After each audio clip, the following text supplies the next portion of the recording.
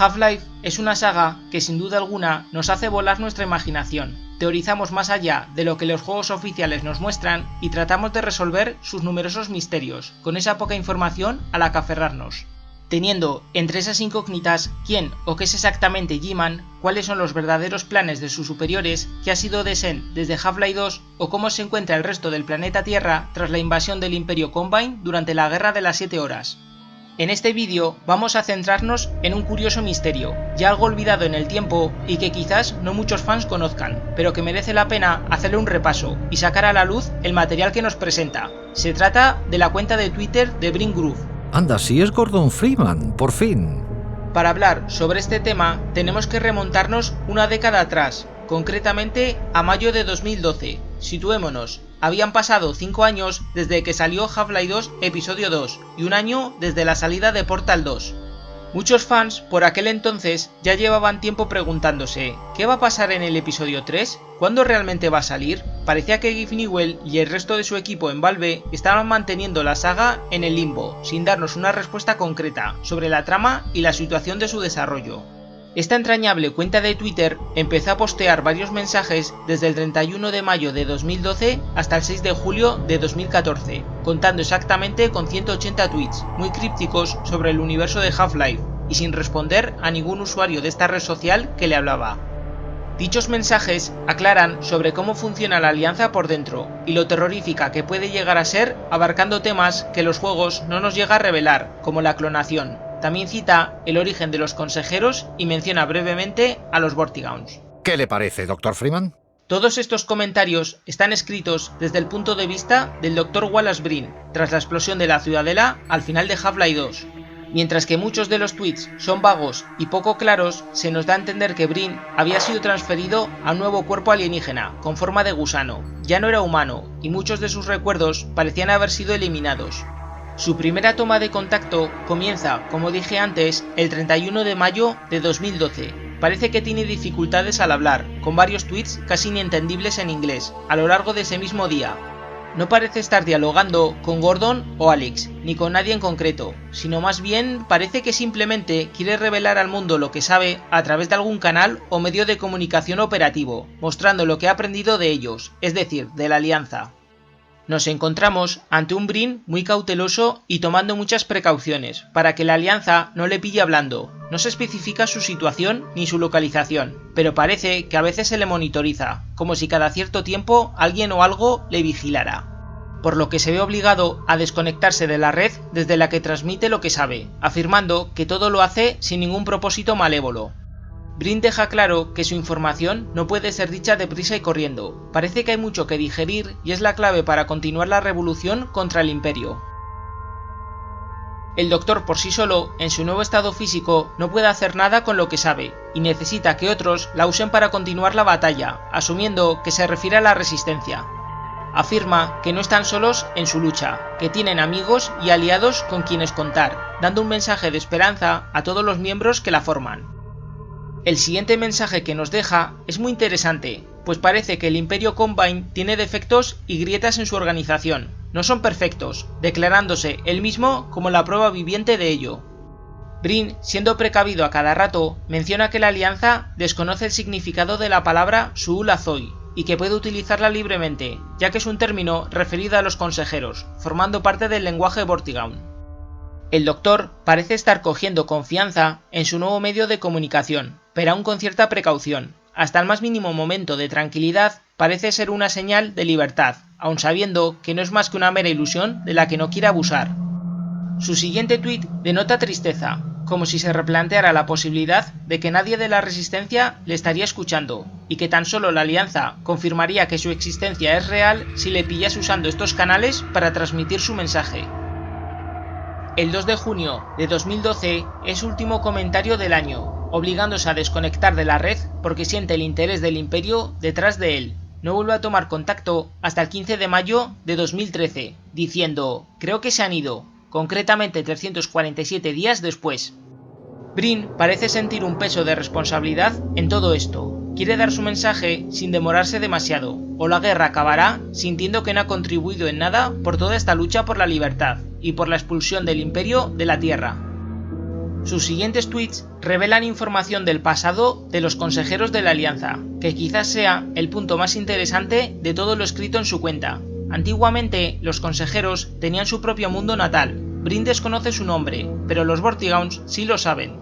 Llama la atención que para el Doctor esto es información confidencial, que no debería conocer. El Imperio Combine quiere hacer creer que todo es un mito o fantasía, que dicho planeta no existe. Pero Brin ha tenido acceso a grabaciones y comunicaciones sobre esto, y que por alguna razón que no explica, lo ha perdido todo. Quizás cuando aún era el representante de la raza humana en la Ciudadela, pudo tener estas pruebas, y ahora, en su forma de gusano, no puede hacer nada para demostrarlo. Su nuevo cuerpo físico parece estar contenido en alguna especie de vehículo o transporte en malas condiciones. Puede que se refiera a las vainas incubadoras que vemos en el episodio 2, pero esto nunca se nos confirma. Nos explica que el origen concreto del que proceden los consejeros y los cuerpos anfitriones como el que está usando Brin está escondido en alguna parte de los confines del universo, considerándose incluso un paraíso perdido. Este mundo, oculto en un cúmulo globular, sufre de estaciones extremas, con propiedades letales, tiempos de intensa radiación seguidos de breves días de calma, donde la vida vuelve a ser habitable hasta que todo este ciclo se repite. El Doctor continúa con sus mensajes sobre los consejeros. Nos aclara que los cuerpos anfitriones son larvas que pasan la mayor parte del tiempo dormidas bajo tierra, esperando a salir del cascarón en las eras más propicias para vivir. En las estaciones favorables, los consejeros crecen, vuelan, se reproducen y mueren, dando lugar a más huevos de los que crecerán nuevos gusanos, con unas etapas similares a las de cualquier ser vivo del planeta Tierra. Pero lo que los hace especiales, comparado con un animal cualquiera, son sus poderes psíquicos, que se desarrollan durante su crecimiento. Usan su telepatía como medio de comunicación, y para adoptar la forma física que desean tener cuando salgan del cascarón. Brin los define resumidamente como una gran cultura de soñadores que moldean mundos que no existen en su cabeza, como si de sabios o filósofos se tratasen, pero que no tiene ningún valor para aquellos que solo creen en las cosas tangibles o materiales. Pero su habilidad psíquica también fue su gran perdición, pues de alguna forma algo maligno se creó a partir de esa constante telepatía propagándose a las mentes de cada consejero. Brin lo define como un enquistamiento, parásito o virus, formado en sus propios cerebros. Pronto todos los consejeros se infectaron, y solo los más fuertes sobrevivieron, conteniendo al virus pero nunca erradicándolo por completo. Los débiles cayeron víctimas muriendo y perdiendo la capacidad de reproducirse. Sobrevivieron a este virus telepático durante varias generaciones, hasta que un día el mundo de los consejeros llamó la atención del Imperio Combine y fue atacado y esclavizado. La cuenta de Brin Groove estuvo unos días sin actividad, hasta el 10 de junio de 2013. Por lo visto Brin sintió que estaba siendo desplazado o movido, pero no se sabe si física o mentalmente, temiéndose que alguien hubiera encontrado su canal de transmisión. De nuevo, se produjo otra ausencia en su cuenta de 6 meses, concretamente hasta el 10 de enero de 2014. Sus nuevos mensajes parecen estar cortados o carecen de completo sentido. Brin parece luchar por recuperar el control de su mente y de la transmisión, una operación que le llevaría otra vez 5 meses de inactividad, hasta el 12 de junio de 2014. La transmisión vuelve a estar operativa con breves mensajes con interferencias. El Doctor, tras notar que se siente diferente, pero al mismo tiempo no, procede a continuar con sus explicaciones. Añade que conoce de la existencia de otras réplicas suyas, contenidas en lugares seguros por la Alianza, cada una de ellas alterada de distinta forma. Algunos con recuerdos borrados y otros que no son genuinos de su experiencia cuando era humano, sino implantados por el propio Imperio para promover su propaganda. Esto le hace hasta dudar de sí mismo, sintiendo que no es el auténtico Brin o que sus memorias no son ciertas, cuestionándose el cómo puede demostrar o estar seguro que sus recuerdos no han sido alterados de alguna forma. El Doctor siente angustia al ver sus copias, cada una de ellas más joven que la anterior. Ve que se aleja más de sí mismo observándolas, teorizando que tiene de distinta cada una de ellas. Al mismo tiempo, un falso optimismo le hace recuperar su cordura, al ver uno de sus clones más joven, recordándole su juventud y los tiempos vividos en el pasado. Su cuenta de Twitter vuelve a estar inactiva hasta pasado un mes, regresando el 6 de julio de 2014 y retomando lo que aún tenía pendiente de decir sobre los consejeros y cómo fueron subyugados por el Imperio. La Alianza, tras encontrar el planeta natal de los consejeros, descubrió rápidamente la debilidad de esta raza, pues no estaban interesados en las larvas infectadas ni en los que sobrevivieron, sino en el virus que los mismos consejeros habían creado por accidente. Es decir, ese parásito mental, intangible e imposible de ver, pero que existía en las mentes de cada consejero infectado que se propagaba a través de la telepatía. Brin afirma que la Alianza tiene un ojo infalible para encontrar el punto débil de cada especie que esclaviza y oprime. Usando este virus como un arma, consiguieron fácilmente doblegarlos, corrompiendo lentamente desde dentro a cada Zoolozoid del planeta, hasta que no quedó nada de su cultura que salvar. Algunos consejeros, para evitar esta propagación mental, se escondieron de la Alianza y del virus, entrando en un sueño profundo que duraría años y décadas, desconectándose de dicha red neuronal infectada.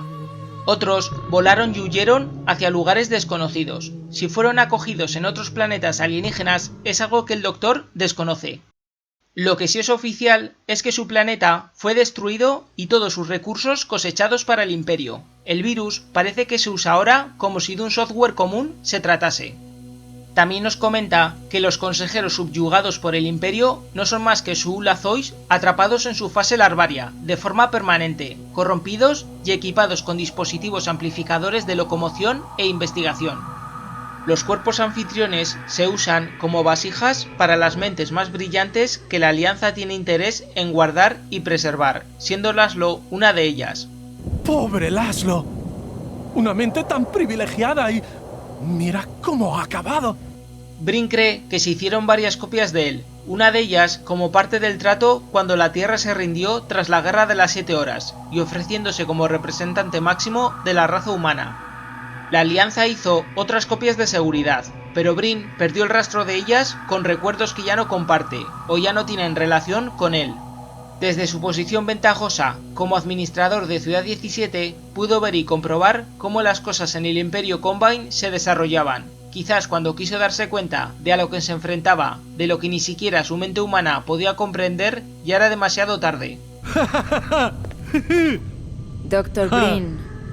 Una avalancha de sensaciones, de angustia y de auténtico pánico le rodean cuando piensa en ello. Trata de mantener la calma, pues si se altera podría atraer a aquellos que lo vigilan y descubrir su canal de transmisión. Por lo visto, ha estado en contacto con los Vortigaunts de alguna forma. Estos parece que le ocultan información sobre los actos que han hecho otras copias suyas, todo para no desanimarlo. Aún así, Brin siente que hacen lo correcto, que lo mejor que puede hacer en su nueva posición es ser paciente, confiar y esperar a que todo siga su rumbo correcto. El Doctor vuelve a darle vueltas sobre el parásito mental de los consejeros. Sabe que es usado como un arma en el Imperio, puede que incluso infectando las mentes de otros seres vivos o clones, manipulándolos en el proceso y alterando así su forma de pensar. De ser esto cierto, Brin vuelve a dudar de sí mismo. ¿Hasta qué punto puede confiar en que lo que cuenta es la verdad y no una manipulación? ¿Y si está infectado por este virus mental y ni siquiera él lo sabe? Su paranoia va más allá, con un mensaje que considero un punto muy importante a destacar en lo personal, y es que afirma que hay Vortigaunts aliados con los Combine, que fingen ser de la Resistencia. ¿Cómo es esto posible? Quizás se esté refiriendo a aquellos esclavizados con el mítico collarín que usaba Nilan, y a los que se les ha lavado el cerebro, o puede que hayan sido transformados en synth y usen los medios de comunicación para engañar a la Resistencia. La cuenta no entra en detalles sobre esto. Las dudas le carcomen por dentro, y siente que ya ha sufrido suficiente. No soporta más la soledad a la que está sometido, y siente que el silencio es el verdadero opresor de su situación. Pide que quien quiera que le esté escuchando no le odie por lo que hizo, o lo que harán sus copias en el futuro. Brin siente que los Vortigaunts tratan de establecer contacto con él, pero duda incluso si es un efecto de su propia paranoia.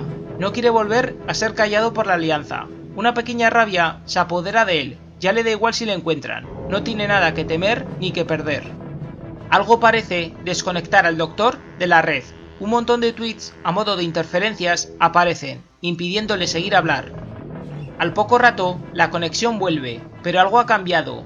Parece que alguien está usando la señal de Brin para engañar a quien quiera que esté al otro lado de la transmisión, con el objetivo de sacarle información y especialmente su localización. Claramente, algún tipo de inteligencia artificial de la Alianza está suplantando al Doctor. Espera que algún miembro de la Resistencia pique el anzuelo, pero el engaño es bastante obvio y solo parece haber silencio. La señal de la transmisión vuelve a cortarse y Brin recupera la conexión con un último mensaje, diciendo "Oh no", el 6 de julio de 2014, finalizando así sus 180 mensajes.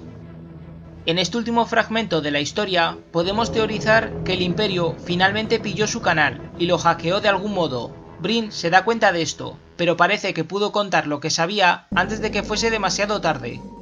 Si todo lo que transmitió pudo llegar a alguna base de la Resistencia es desconocido, más aún cómo podría la humanidad usar esta información a su favor.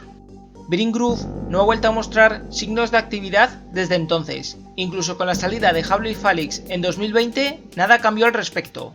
Muchos os estaréis preguntando ahora mismo, ¿qué tiene de especial toda esta historia de ficción sacado de un fan cualquiera? Pues bien, lo que hace que esta historia tenga tanto peso es que quien está detrás de esta cuenta de Twitter es nada más ni nada menos que el mismísimo Mark Lylauth, es guionista de la saga Half-Life. ¡Madre de Dios! Mark escribió este fanfic, según palabras suyas, en su Twitter oficial, 2 años antes de abandonar las oficinas de Valve en 2016. Citó literal que no podía darle al mundo otro título de Half-Life por ahora, así que estaba limitado solamente a escribir estas historias. Recordemos que Brin Groove fue hecho incluso antes del famoso Epistle 3 en 2017, que es otra de las historias escritas por Mark, donde nos revela lo que sería la trama del episodio 3, encontrándonos con Brin dentro de un cuerpo anfitrión con forma de gusano, cerca del Borealis. Lo poco que sabemos es que estaría muy arrepentido de lo que hizo, aun cuando sabe que fragmentos de su memoria son confusos o han sido eliminados durante el proceso en el que cambió de cuerpo, llegando a pedir a Gordon y Alyx que lo matasen para abandonar este mundo definitivamente y no sufrir más, dejándoles a ambos con esta decisión moral. Mark asegura ser muy fan del propio Dr. Brin, y esta historia suya no hace otra cosa que expandir lo poco que siempre sabemos de la saga. Resumiendo todos sus tweets, llegamos a algunas conclusiones. Primero, los consejeros son otra raza alienígena esclavizada por los Combine, dejando en el aire quién puede estar por encima de ellos en la jerarquía del Imperio, aunque Mark asegura que algunos pudieron huir o deja caer la posibilidad de que se pudieron refugiar en otros planetas. También nos enseña que la Alianza puede replicar consciencias y transferirlas a un cuerpo huésped, según sus intereses, mostrando que hay más clones del Dr. Brin listos para ser usados cuando la situación lo requiera. Y quizás algo inquietante, no todos los Vortigaunts son aliados de la humanidad, aunque la información sobre esto se puede interpretar de varias maneras, y quizás Brin se refiere a los Vortis que han sido subyugados por la Alianza. Pero como siempre, llegamos a un callejón sin salida, donde uno se pregunta, ¿es esto canon? ¿Debería ser considerado oficial? Al fin y al cabo, ha sido escrito por el propio ex-guionista de Half-Life. Bueno, según sus palabras, todo sobre Brin Groove es una historia fruto de su imaginación y hecha con el fin de entretener a su comunidad, y no como un RPG, es decir, no como un juego de realidad alternativa. Mientras que no soy muy fan de todo el tema de la clonación, en mi opinión, sí encuentro muy entretenido el lore detrás de los consejeros, y cómo era una sociedad alienígena telepática con su propia cultura antes de la llegada de los Combine. Puede que algo de todo esto veamos impregnado en los siguientes juegos. Al fin y al cabo, es oficial que Valve consultó a Mark Lylauth muchas veces durante el desarrollo de Half-Life Alyx, afirmando que estuvo muy contento de responder a todas las dudas que le mandaban por correo. Aunque ya no trabaja para Valve desde 2016, la mente maestra detrás del guión de Half-Life aún está muy activa en otros proyectos aparte, y ojalá se le siga teniendo en cuenta de cara al futuro, como dije. Para finalizar, David McGreevy, productor senior en 2K, reveló varios artes conceptuales de Valve el 25 de abril de 2022 a través de Twitter, donde podemos apreciar bocetos nunca vistos de Left 4 Dead y de Brin siendo un gusano, tal y como se planeó para lo que sería el episodio 3. Mi más sincero agradecimiento a los siguientes miembros del canal por su apoyo y, como siempre, muchas gracias por ver, espero que hayáis disfrutado de esta intrigante historia y nos vemos en el siguiente vídeo, gente. Hasta la próxima.